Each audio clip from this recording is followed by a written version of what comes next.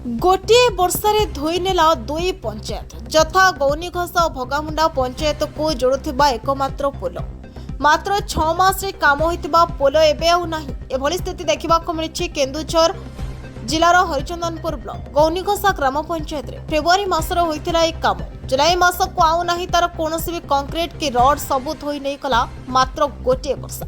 सूचना अनुसार यह कामटे प्राय 5 लाख टंकार अनुदान राशि काम होइतिला किंतु तार सूचना फलक एबे जाय नाही।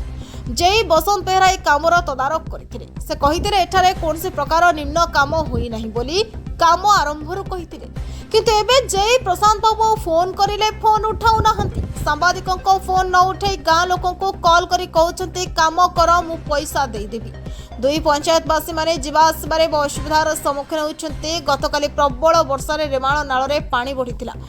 एई पानी बढ़िले काम होइतिबा पोल पूरा धोई नैछि। स्कूल छात्र छात्रींको जीवा आसबारे मध्य अनेक प्रकार बाधा सृष्टि होइछि। एभले अनेक सरकारी काम को निम्नमानर काम करी लक्ष लक्ष टंका लुटि नेउछंती ठिकादार।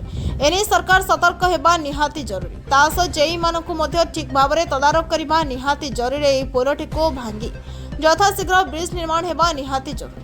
केन्दुझर जिला हरिचंदनपुर ब्लॉक निर्मल सिटिंग रिपोर्ट आवाज ओडिशा।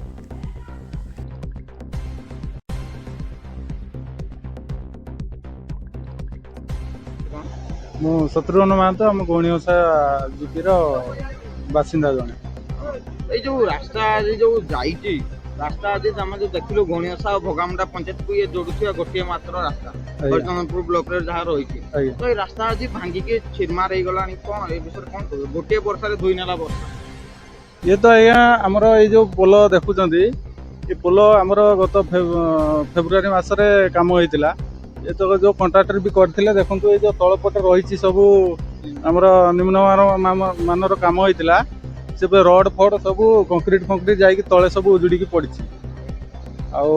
जेई को भी आम परामर्श देइतिलु तापरे वीडियो को भी कहितिलु किंतु ये सब ठीक अछि बोली कहितिले।